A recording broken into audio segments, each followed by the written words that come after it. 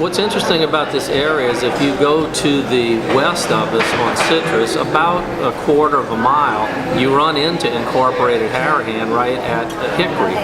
But when you get over there, parts of Hickory on one side are not Harahan, and on the other side they are. The line of demarcation of actual Harahan city limits runs along kind of a finger of old Hickory. One side is Harahan, the other side is Jefferson Parish.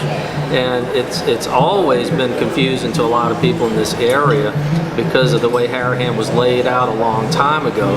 Obviously Harahan was here a lot longer than Elmwood's been here. Elmwood came along much later, and I guess because it was designated as Elmwood Industrial Park, people had the assumption it was in Harahan, and since the 70123 or Harahan post office is located in Elmwood, that would lead you to believe that this would be Harahan also. But once again, in technical terms, we are not in Harahan. The Harahan police don't patrol this area, and if you do call for police assistance, you get to Jefferson Parish.